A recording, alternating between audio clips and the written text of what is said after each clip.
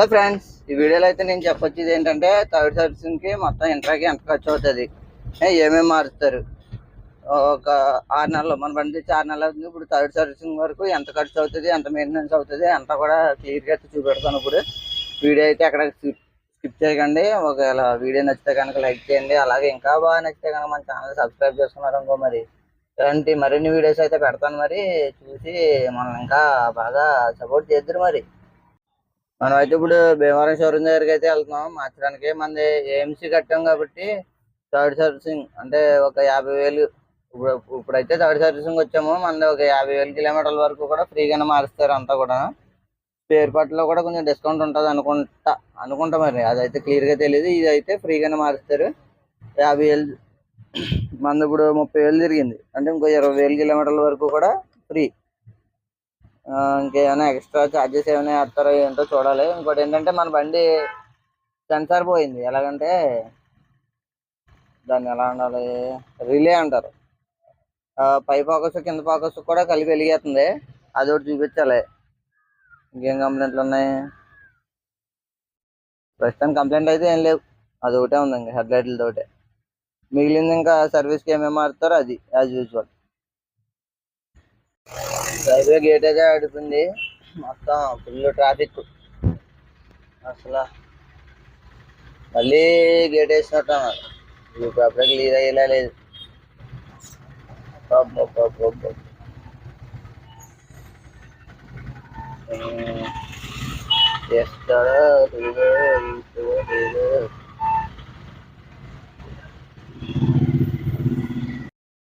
First of all మన బండి అయితే షోరూమ్కి అయితే తీసుకొచ్చేసాం. ఆయిల్ అయితే మార్చేశారు. ఇప్పుడు హెడ్ లైట్లు కంప్లైంట్ అన్నాను కదా, అదైతే చూస్తున్నారు. అదేంటోనండి, కరెక్ట్గా డాక్టర్ దగ్గరికి కానీ మెకానిక్ దగ్గరికి వచ్చేటప్పుడు మొత్తం వీటి జబ్బులన్నీ నయమైపోతాయి. ఇక్కడ బాగానే పని చేస్తున్నాయి. మొత్తం ఇస్తున్నారు, చూస్తున్నారు, అన్నీ బాగానే ఉన్నది. అదే మనం మళ్ళీ కొద్దిగా మళ్ళీ మొదలెడతాయి. పై బాగా శాతం తెలుస్తుంది. కాసేపటికి కొద్దిగా రేట్ చేసేటప్పటికి తెలుస్తుంది. ఆగిపోతుంది.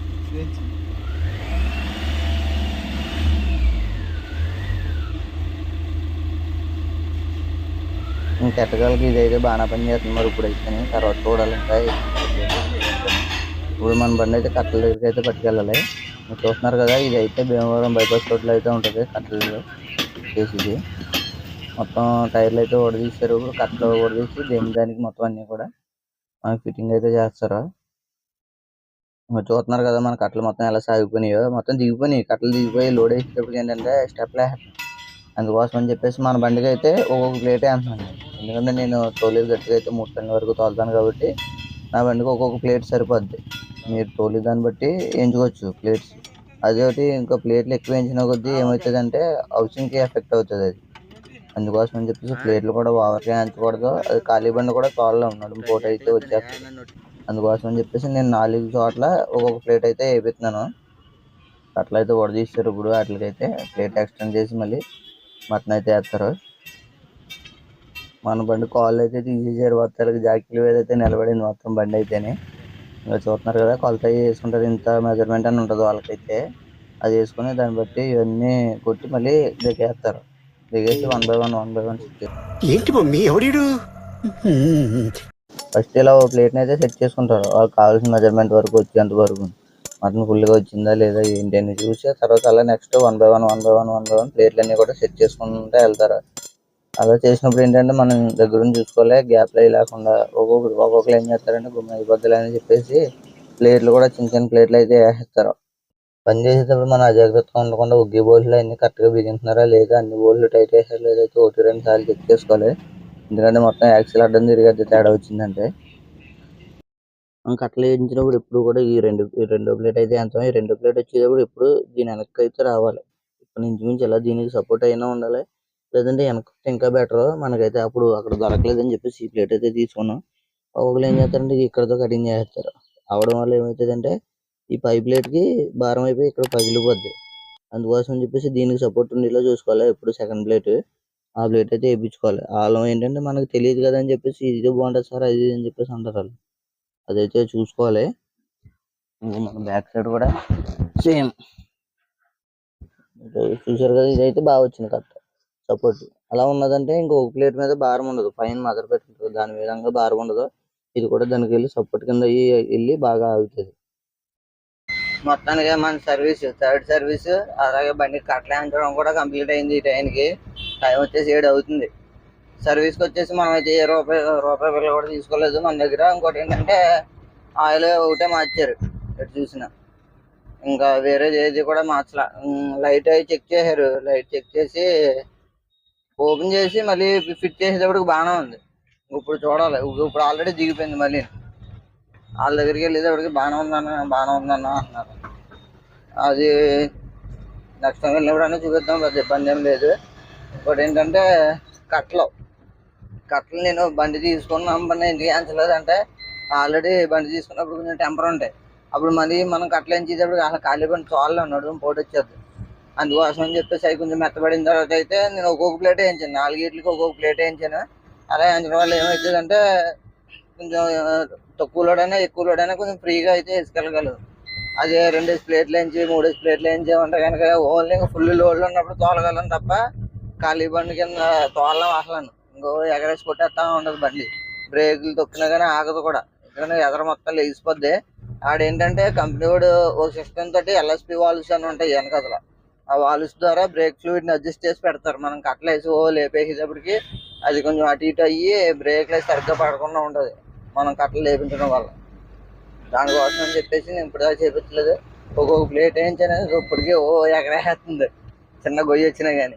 2 రోజులు కొంచెం మళ్ళీ లోన్లు వేసి అనిగేదాకా కొంచెం ఇలాగ అయితే ఉంటుంది. నాకు కట్టలకు వచ్చేసి 4 ప్లేట్లకి వేసినందుకు 3000 తీసుకున్నారు. అది సామాన్లకు వచ్చేసి 4000 కన్నా అయింది. మొత్తం మీద అలాగా 7,500 వేసింది చిల్లరగా ఇంచుమించులో. ఇంకోటి ఏంటంటే ఇలాంటి వాటి దగ్గర పని చేయించుకున్నప్పుడు ఎప్పుడు కూడా ఒక్కొక్కసారి అలా తెలిసిన వాళ్ళు ఉంటారు కదా, వాళ్ళు సామాన్లు అట్టుకొచ్చేస్తున్నారు. అట్టుకొచ్చేసి వేసేసిన తర్వాత నాకు ఇప్పుడు అలాగే జరిగింది ఆల్రెడీ. అప్పుడు నేను సగంలోనే కొంచెం పసిగట్టి తెచ్చిన వాటికి చాలే నువ్వు ఇంక తేవక్కర్లేదు నాకు అని చెప్పేసి నేను వేరే దిక్కు నుంచి అయితే తెచ్చుకున్నాను. బిల్లు మామూలుగా వేయట్లేదు, మరి రేటు ఇంతే. నేను ఎవడైనా తెచ్చుకోద్దానంటే మరి నీకు నచ్చిన దగ్గర తెచ్చుకోవచ్చు కదా అంటున్నాడు. మనల్ని అడగకుండా మన దగ్గర తెచ్చేసి పెట్టేసింది కాదు. మనం ఏంటంటే సర్లేంకి వీళ్ళకి తెలిసిన వాళ్ళు ఉంటారు కదా, వీళ్ళకి కావాల్సినవి తెచ్చుకొని చేస్తారు కదా అని చెప్పి మనం అనుకుంటాం. వీళ్ళేమో ఆ టైంలో చేస్తారు, మనకి ఏదో రూపాయలు ఊరికి వస్తున్నట్టు. మనకి ఎన్ని తిప్పలు పడుతుంటా వస్తున్నాయి అసలు. 3 రోజుల నుంచి ఈ రోజు ఇప్పటికి 3 రోజులు అయింది మనం ఇంటికి వెళ్ళి. ఇప్పుడు వెళ్తున్నాం. 3 రోజుల నుంచి మనకు మిగిలింది కాస్త ఇప్పుడు 7,000 అయినాయి బండికి. ఎంత మిగిలిపోద్ది మనకి, ఇప్పుడు ఎంత ఖర్చు అయింది. ఇది 7,000 సంపాదించాలంటే మళ్ళీ ఎన్ని రోజులు పడుతుంది. అలాగే ఉంటుంది. ఫీల్డ్కి వచ్చేటప్పటికి డబ్బులు వచ్చినట్టే ఉంటాయి కానీ రావు, అందుకని అదే మ్యాజిక్.